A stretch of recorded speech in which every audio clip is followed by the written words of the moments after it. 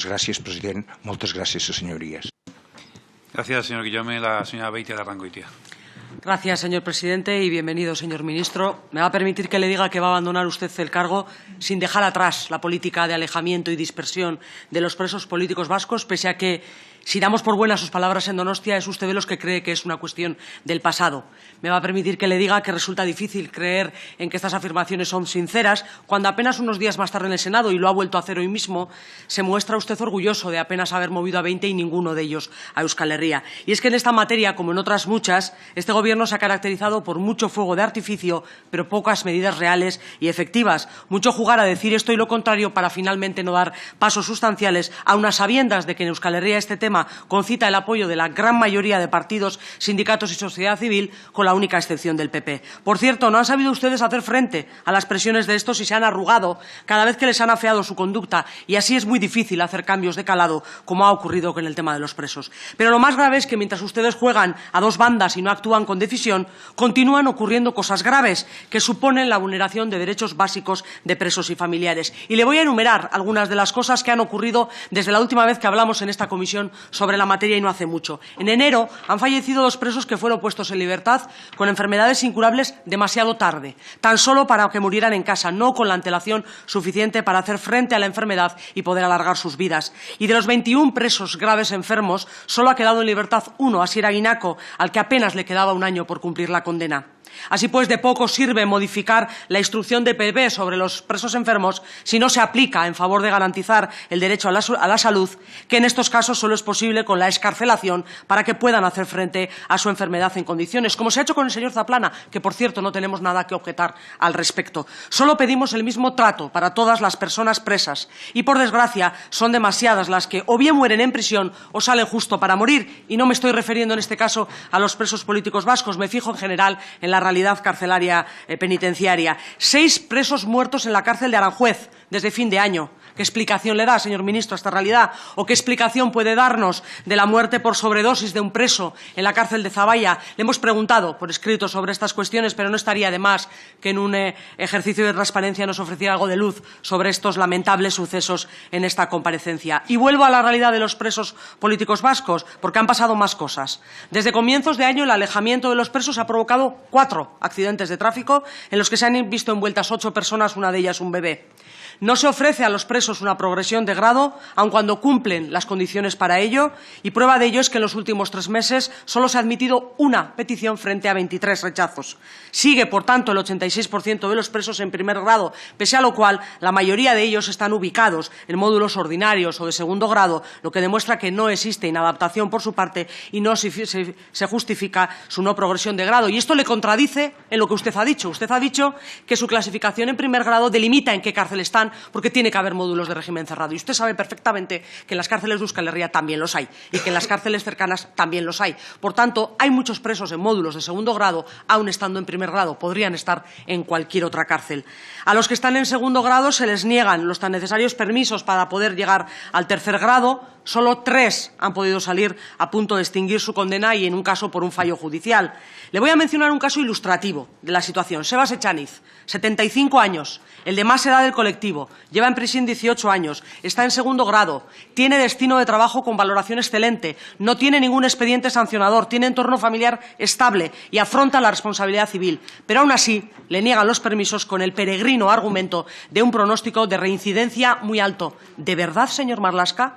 Otro caso, Xavier Sagardoy, entró en prisión para cumplir una condena de 6 años, que cumple dentro de muy poquito. Está clasificado en segundo grado, tiene un expediente claro, sin ninguna falta.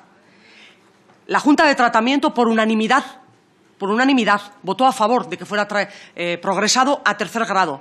¿Qué ha hecho Instituciones Penitenciarias? Después de pasar los 2 meses para decidir, ha pedido una prórroga de otros 2, con lo que la decisión no se va a tomar antes de que él finalice su condena el próximo 6 de abril. ¿A usted le parece que esto cumple, lo que están haciendo cumple con los criterios que usted ha establecido y con lo que está dicho? Creo que la realidad le contradice en lo que dice, ya siento decírselo.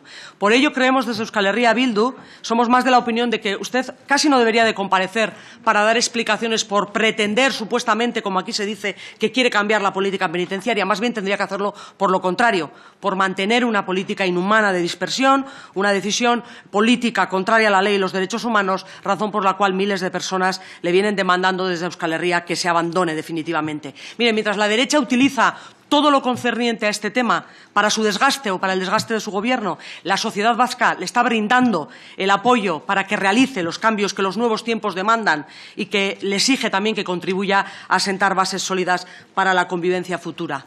En el tema de las transferencias, mire, tengo que decirle que en esto tampoco usted ha sido del todo claro en estos meses, porque según sus declaraciones primero no estaba planificado, luego conocimos un calendario que nadie se cree que ahora en un año se pensará hacer lo que no se había hecho en 40, pero bueno, sorprendía todavía más que a la hora de establecer prioridades en las transferencias, precisamente las que recogían el pacto de gobierno para el gobierno vasco entre el Partido Socialista y el PNV no estuvieran entre las prioritarias, que por cierto son prisiones y seguridad social. Esta última ni siquiera se incluye en el calendario que envió el Gobierno socialista, y a estas alturas evidentemente esas transferencias no se van a producir. El próximo Gobierno seguirá, esperamos que no, pero si me ciño a lo que ha ocurrido hasta ahora, seguirá mercadeando, me atrevo a decirlo, con ellas cuando su posición sea débil, cuando necesite apoyos para los presupuestos o la investidura, como ha ocurrido en estos últimos 40 años.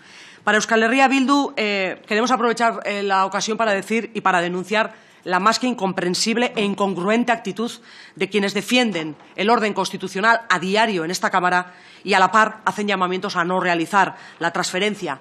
Intentan hacernos creer que la ley dice una cosa pero no obliga. La ley obliga.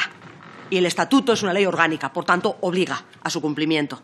Igualmente, decirles que sobre la transferencia de prisiones, para nosotros sí es prioritaria, porque nos posibilitaría hacer otra política penitenciaria, tratar a las personas con dignidad. Entendemos, al contrario de lo que ha dicho usted, que solo sería trabajadores, gestión, entendemos que esta debería de venir acompañada del traslado de todos los presos a las cárceles de Euskal Herria, por cierto, que es como manda la ley y es como se hizo en el caso de Cataluña, la única transferencia que se llevó en su momento a la práctica, y cuando la Generalitat asumió la competencia se dio ese traslado de presos para que absolutamente todas las personas pudieran cumplir la condena en las cárceles cercanas a su domicilio. Y le voy a dar un dato que hace que esto, en 8 meses, aunque parezca que es poco tiempo, hubiera hecho posible que hubieran ustedes acabado con el alejamiento, si realmente es cosa del pasado, como usted dice.